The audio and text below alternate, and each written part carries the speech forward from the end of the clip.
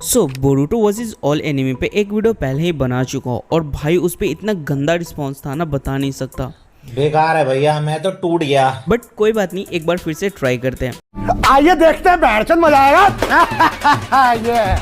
अभी बोरूटो के full powers के बारे में थोड़ा रिकैप कर लेते हैं। टाइम स्किप के बाद बोरूटो का पावर इंसेन लेवल पे है। सबसे पहले बोरूटो के अंदर मोमोत्सुकी का डीएनए और ओत्सुत्सुकी अवेक हो चुका है, मतलब उसका बॉडी अब पूरा ओत्सुत्सुकी जैसा रिएक्ट करता है। एनहांस चाक्रा, इंसेन रिफ्लेक्सेस और गोड टायर रीजनरेशन। बोरूटो अपने जोगन आई को ऑलमोस्ट मास्टर कर चुका है, जिससे वो चाक्रा नेटवर्क देख सकता है, डेंगर प्रिडिक्ट कर सकता है और इवन डिफरेंट डायमेंशन को एक्सेस कर लेता है। और तो और उसका राशिंगन अपग्रेड, स्वॉर्ड स्टाइल अटैक्स और फ्लाइंग राइजिंग उससे एक कम्प्लीटली हाइब्रिड फाइटर बनाता है। बोरूटो अब सिर्फ नारुतो का बेटा ही नहीं रहा, बल्कि नेक्स्ट जनरेशन का स्ट्रॉन्गेस्ट शिनोबी भी बन चुका है।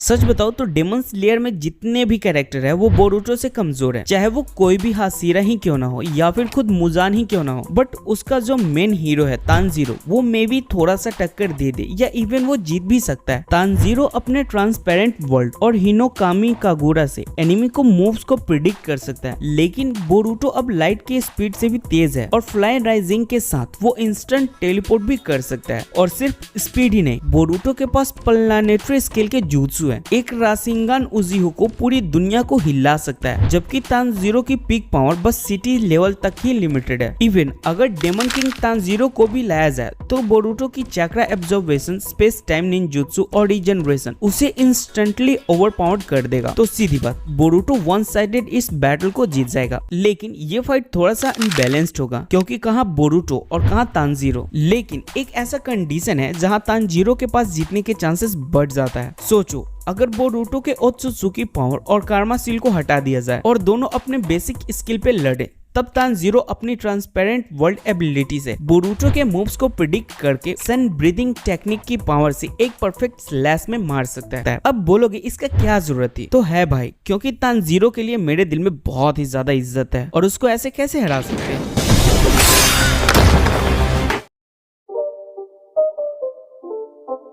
देखो, जुजुत्सु काइसन के अंदर कुछ ऐसे कैरेक्टर्स हैं जो बोरूटो के पावर्स लेवल के आसपास हैं या इवन उससे ज्यादा पावरफुल है, जैसे में सुकुना, गोजो, यूता और केंजाकू। लेकिन फिर भी इन सब में से भी सिर्फ दो ही कैरेक्टर्स हैं जो उसके सामने स्टैंड कर सकता है, एक सुकुना और दूसरा गोजो। अब यहाँ बोरूटो का कंपैरिजन सुकुना के साथ करेंगे, क्योंकि गोजो के पास उसका इन्फिनिटी है जिसको तोड़ना थोड़ा सा मुश्किल है। हालांकि बोरूटो के पास वो पावर्स भी है जो उसके इन्फिनिटी को बाईपास कर सकता है, लेकिन उसको एक्सप्लेन करने जाऊं तो वीडियो बहुत ही ज्यादा लंबी बनेगी, इसलिए इस पर अलग से वीडियो बनाऊंगा। बस आप कमेंट कर देना और थोड़ा सा सपोर्ट भी। बोरूटो टाइम स्किप के बाद एक अलग ही मॉन्स्टर बन चुका है। उसका जोगान दो जुत्सु उसे डायमेंशनल रिफ्ट और हिडन एनर्जी फ्लो दिखाता है। बोरूटो ने फ्लाई राइजिंग को मास्टर कर लिया है, मतलब करने वाला है। कार्मा सील के साथ उसके पास ओत्सुत्सुकी हैक्स भी है और गॉड टायर रीजनरेशन को कैसे भूल सकते हो। और सबसे बड़ी बात, उसके बैटल आईक्यू नारुतो और सास्के दोनों से कहीं ज्यादा है। अब आता है कर्स किंग सुकुना। सुकुना के पास 20 फिंगर्स प्लस 4 हाथ के साथ उसका असली पावर टेरिफाइंग है। उसका क्लीव और डिसमेंटल स्लैश किसी भी बैरियर या फिर कॉन्सेप्ट को कट कर देता है। सबसे डेंजरस है माहोरागा एडेप्टेशन, जो हर टेक्निक के अगेंस्ट इवॉल्व कर लेता है। और भूलना मत, सुकुना के पास हजारों सालों का एक्सपीरियंस भी है, जो बोरूटो के मुकाबले बहुत ही ज्यादा है। बोरूटो के पास इंस्टेंट टेलीपोर्टेशन है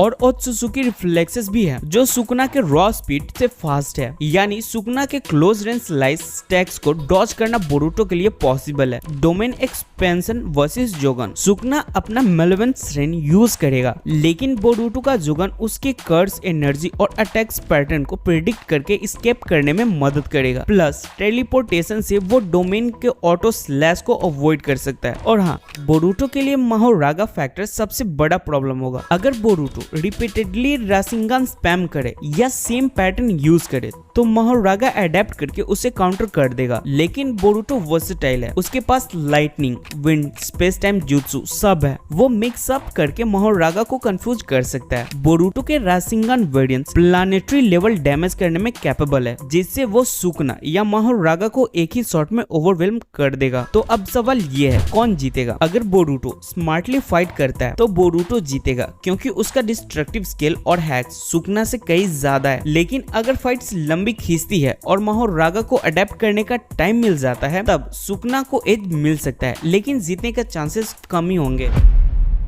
अगर बोरुटो का कंपैरिजन ब्लीच यूनिवर्स से कराते हैं तो वो बेवकूफी होगा, क्योंकि ब्लीच के अंदर बहुत सारे पावरफुल कैरेक्टर्स हैं जो बोरुटो को वन शॉट कर सकते हैं।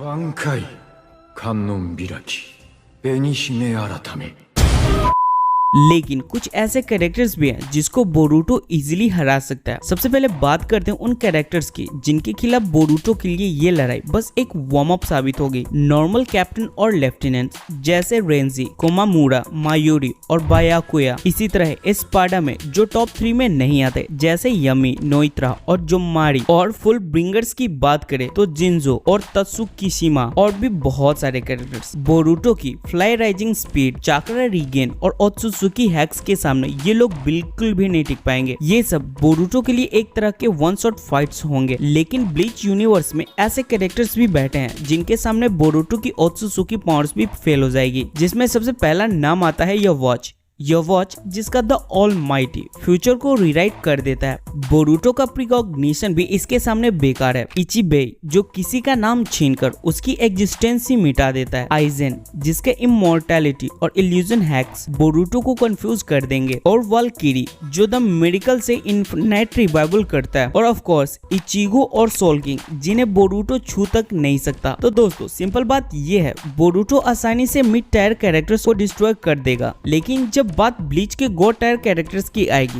बोरुटो के चांसेस 0 है। मतलब बोरुटो ब्लीच वर्स में एक पावरफुल मॉन्स्टर होगा पर एक अल्टीमेट गॉड ने। अब सवाल आपके लिए, अगर बोरुटो का सामना यवॉच या फिर आइजेन से हो तो आपके हिसाब से वो कितना देर तक सर्वाइव करेगा, कमेंट में जरूर बताना। अब नेक्स्ट है ब्लैक कवर से आस्था वर्सेस बोरुटो। सबसे पहले आस्था की बात करते हैं। आस्था के पास एंटी मैजिक स्वॉर्ड है जो किसी भी टाइप के मैजिक या फिर एनर्जी बेस्ड टेक्निक को सिंपली कैंसिल कर देता है। उसका डेविल यूनियन फॉर्म उसे इनसेन स्पीड और मॉन्स्टर फिजिकल स्ट्रेंथ देता है। मतलब सामने वाला जितना भी फ्लैशी अटैक्स करे आस्था का स्वॉर्ड से नल हो जाएगा। दूसरी तरफ बोरुटो जिसके बारे में हम लोगों ने बहुत सारी बातें कर ली है और उसके बारे में हम लोग जानते भी हैं, तो उसको छोड़ देते हैं। आस्था और बोरुटो का क्लैश में सबसे पहला फैक्टर है पावर सिस्टम का डिफरेंस। बोरुटो के पास ओत्सुकी अवेकन, जोगन, कार्मा सील और स्पेस टाइम जुत्सु है। उसके पास टेलीपोर्टेशन और डायमेंशन मैनिपुलेशन जैसे मूव्स है जो बैटलफील्ड पर उसे एडवांटेज देता है। उसकी निंजुत्सु और डोजुत्सु उसे अनप्रेडिक्टेबल बना देता है। आस्था के पास मैजिक नहीं है